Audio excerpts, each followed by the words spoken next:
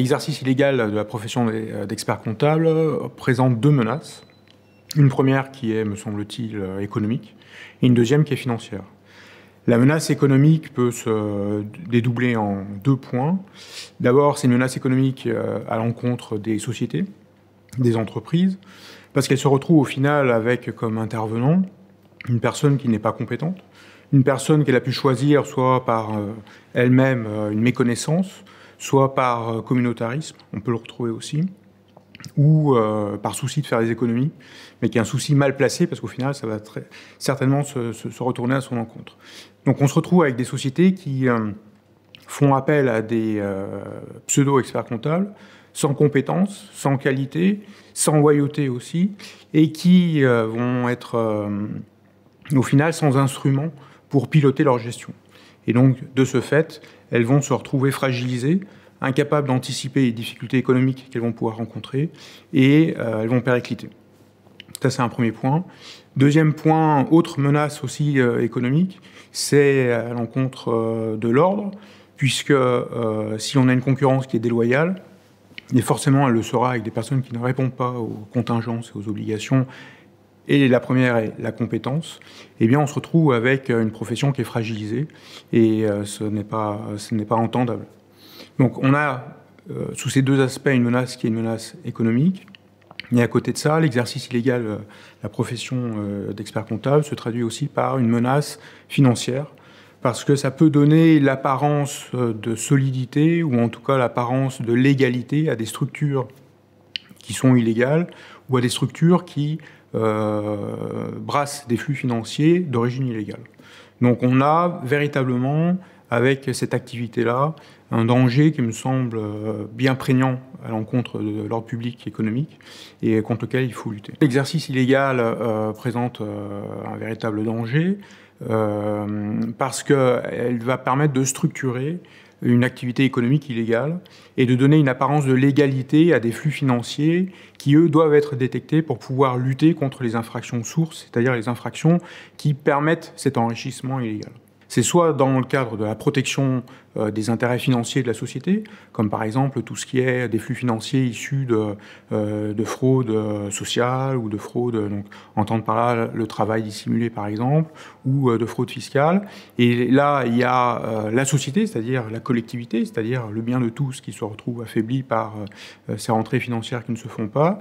Mais il y a également aussi un autre pan qui est préjudiciable et qui est le développement de cette activité illégale et qui, elle, va, parce qu'elle n'est pas détectée, continuer à se développer et qui, à un moment ou à un autre, va représenter un danger en termes de puissance financière ou de nouveaux contentieux qu'elle voudrait atteindre. Devant les différents dangers qu'on a vus que représente l'exercice illégal, nous, on a la volonté d'être très présents. Donc c'est une réponse qui est systématique, c'est-à-dire que chaque fois qu'on va détecter une situation comme ça, ou que cette situation nous sera portée à notre connaissance, on va nécessairement avoir une réponse pénale. Cette réponse se traduit dans un premier temps par une enquête, des investigations, pour déterminer la réalité ou non de ce phénomène-là, de cette situation. Et dans l'hypothèse où elle est avérée, à ce moment-là, on aura une réponse qui est, jusqu'à présent, une réponse, et d'ailleurs ça s'est inscrit dans la durée maintenant depuis de nombreuses années, c'est une réponse de poursuite systématique au regard des dangers qu'on a évoqués. La détection se fait soit par des partenaires extérieurs qui peuvent nous en faire part, mais elle se fait, en tout cas moi j'ai cette expérience-là aussi au niveau du tribunal de commerce, puisque par exemple quand il y a des procédures des procédures collectives, donc des sociétés qui rencontrent des difficultés économiques, elles peuvent venir déposer une déclaration de cessation des paiements et pour certaines, elles peuvent venir en étant accompagnées à l'audience. Cet accompagnement est libre.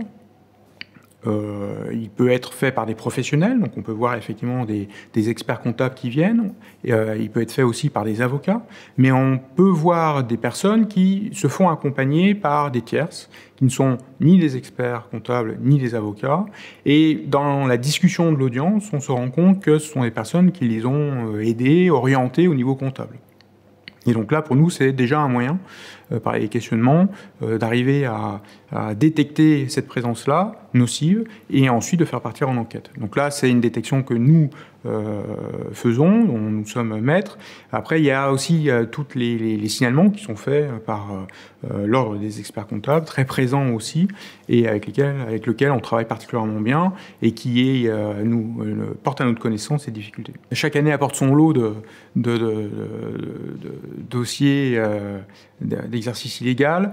Ça varie d'une année à une autre. On est entre 20 et 50 à peu près. Donc c'est 20 à 50 nouvelles procédures qui sont connues et qui sont ensuite envoyées en enquête. Au regard des dangers qu'on a pu évoquer ensemble que représente l'exercice illégal, chaque fois qu'on a un cas qui est porté à notre connaissance, on fait le choix de saisir un service qui est spécialisé, qui est le service de la brigade financière, qui est un service qui est particulièrement compétent, mais en tout cas qui, lui, comme sa dénomination l'indique, n'est centré que sur les atteintes en matière financière. Donc les atteintes commises par des sociétés ou commises à l'encontre des sociétés. Et donc c'est à entendre dans un sens large, et donc rentre là-dedans l'exercice illégal.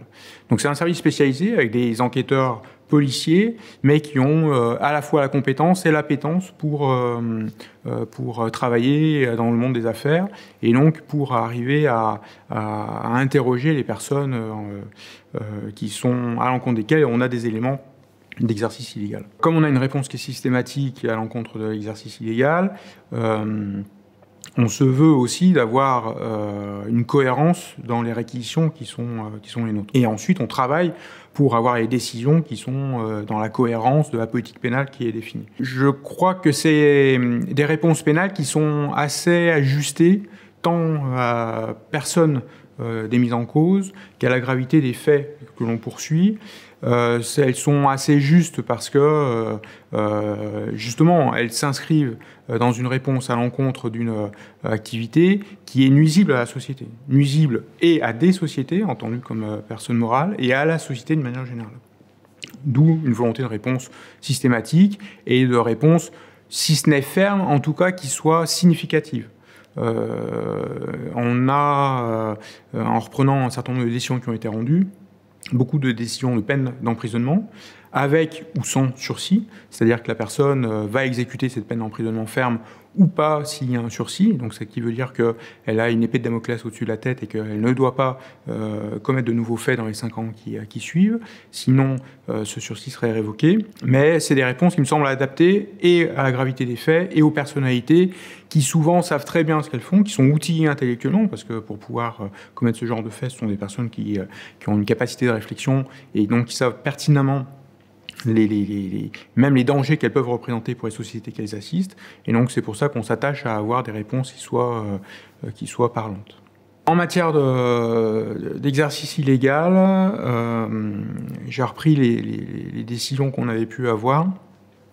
J'ai pas trouvé beaucoup de cas de récidive. Ce qui veut dire deux choses. Soit on a été très bon et donc la décision a eu un caractère pédagogique qui a été entendu. Soit on a écarté des personnes de cette activité-là et on n'a pas eu à les rencontrer de nouveau. Soit on a été moins bon et c'est des personnes qui n'ont plus été après dans notre spectre de détection. Donc je ne sais pas vraiment ce qu'il faut en tirer comme conséquence. Mais en tout cas, j'en ai pas vu beaucoup et il est évident d'une manière générale que s'il y a récidive, le caractère pédagogique qui est attaché à la première réponse pénale, c'est-à-dire qui est à la fois de réprimer, mais également d'expliquer les enjeux pour que la personne ne soit pas amenée à recommencer, eh bien, il est évident que ce caractère pédagogique est un peu moins privilégié pour être sur du répressif un peu plus prégnant et pour écarter ces personnes du monde des affaires où elles sont nuisibles. Donc c'est forcément une réponse avec des réquisitions plus fortes et peut-être avec une argumentation qui se voudra d'autant plus convaincante pour avoir une réponse plus importante. La complicité en matière d'exercice illégal pour les activités de couverture, pour nous, est véritablement problématique parce que Et ça renvoie à les discussions qu'on a pu avoir à l'instant. Ça facilite une économie souterraine, une économie parallèle, et ça donne une normalité ou une espèce de légalité à cette économie-là. Et donc, ça la rend plus difficilement détectable et parfois plus difficilement traçable. D'où l'intérêt pour nous d'être très présent, de bien décortiquer ces comportements-là et avoir une réponse qui soit là aussi assez forte, en tout cas qui soit à la hauteur des violations, des dispositions légales qu'on peut constater. C'est un travail de pédagogie, c'est un travail de répression, parce que la pédagogie sans la répression, de même que la répression sans la pédagogie, sans la prévention, sont assez limitées. Donc c'est, je pense, un travail main dans la main des différents interlocuteurs qui sont amenés à connaître ces situations-là, qui fera avancer à la fois sur la détection, parce que plus les professionnels peuvent connaître les enjeux qui sont derrière, plus ils peuvent être mobilisés pour y remédier. Et puis, plus les personnes professionnelles, par exemple des dirigeants de société, peuvent être amenés à être sensibilisés aussi, et moins ils peuvent être amenés à avoir recours, par souci d'économie, comme on a pu l'évoquer, ou par méconnaissance aussi, à avoir recours à cet exercice illégal de la profession. Donc je pense qu'il y a un travail de répression qui est indéniable, qui est nécessaire, un travail de pédagogie aussi. De là à dire que ce phénomène cessera un jour de manière définitive, on en reparlera dans quelques temps.